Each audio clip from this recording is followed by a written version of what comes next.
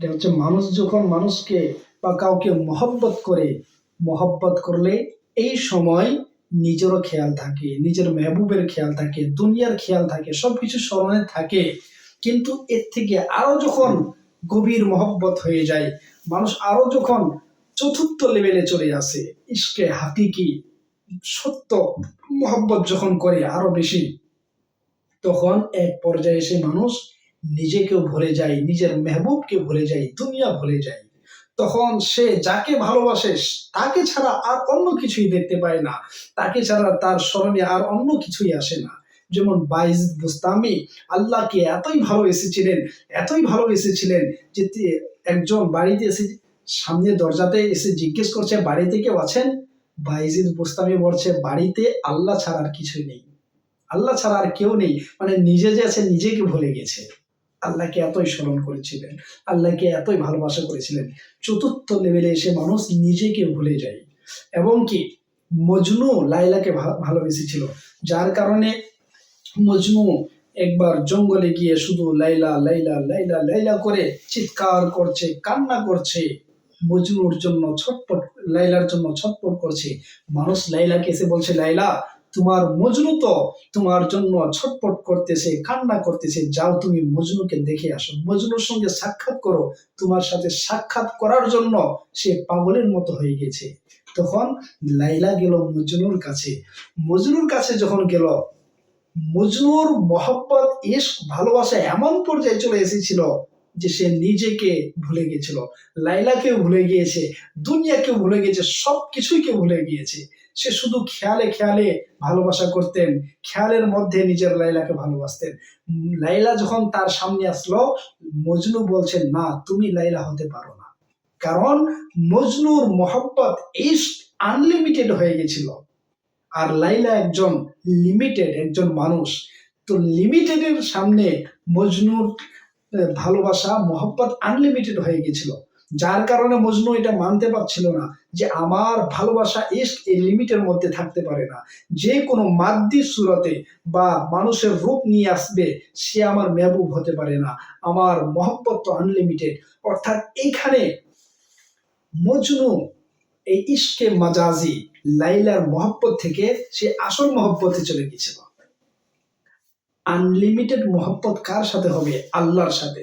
আল্লাহ হচ্ছেন আনলিমিটেড, আল্লাহর কোনো সীমা নেই। আল্লাহ কোনখান থেকে শুরু, কথাই শেষ, আল্লাহর কোনো সীমা নেই। আল্লাহ সব জায়গায় আছে।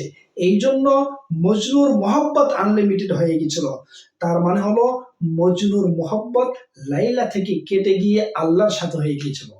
মানে ইশক সেই মজনুকে আল্লাহর কাছে পৌঁছে দিয়েছিল। এই জন্য মজনু যখন ওই জঙ্গলে লাইলা করতে করতে যখন মারা যাওয়ার পর তিনাকে একজন স্বপ্নতে দেখলো। স্বপ্নে দেখলেন, তো মজনুকে জিজ্ঞেস করা হলো যে তোমাকে আল্লাহ রাব্বুল আলামিন কি করেছে?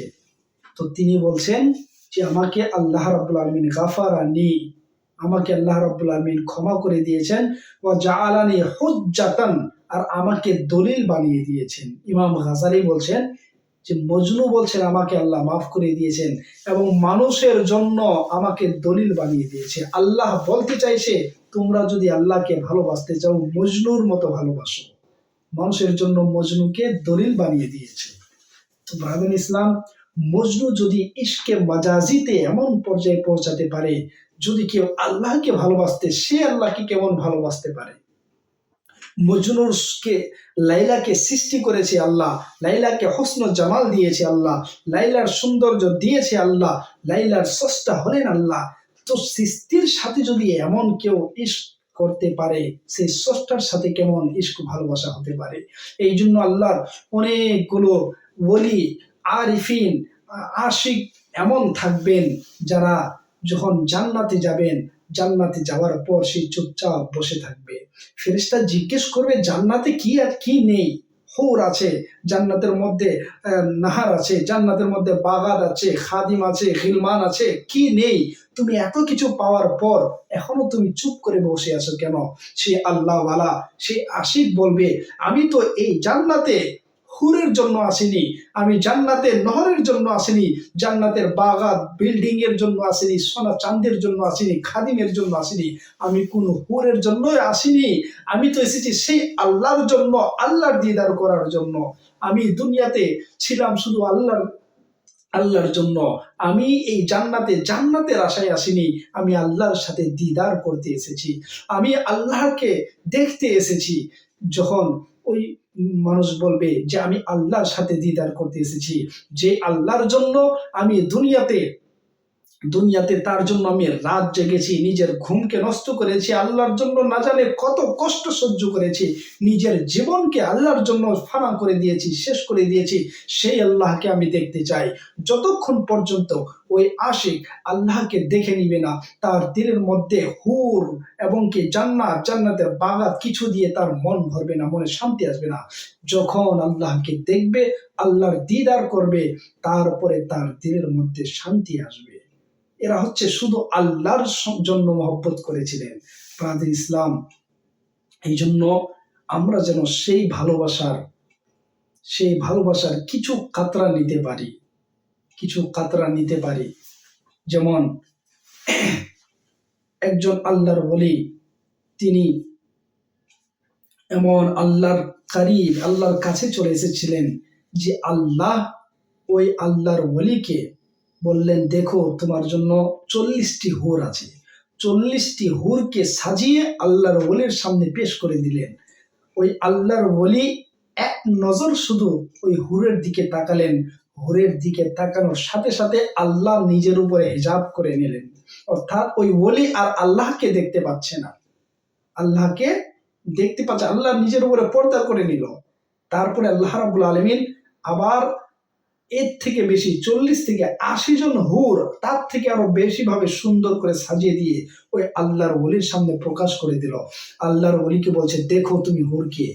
ওই আল্লাহর ওলি সঙ্গে সঙ্গে নিজের চোখকে নত করে আল্লাহর দরবারে সিজদায় পড়ে গেল।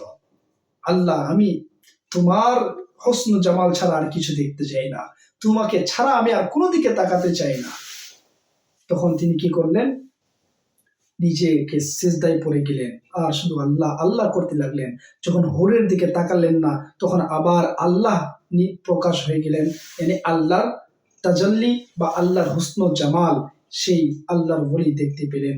ব্রাদার ইসলাম, এই জন্য আজ আমরা এমন যুগে চলে এসেছি, আরিফিনের দর শেষ হয়ে গেছে, আশিকদের জামানা চলে গেছে।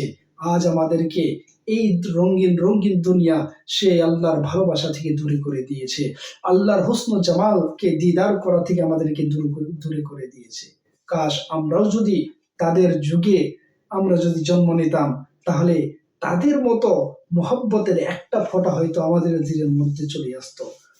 ইসলাম, আল্লাহ আমাদেরকে সবাইকে যেন আল্লাহকে স্মরণ করে, আল্লাহর দিদার করে আমাদেরকে দুনিয়াতে জিন্দেগি যাপন করার তৌফিক দান করে। আসসালামু আলাইকুম ওয়া রাহমাতুল্লাহ।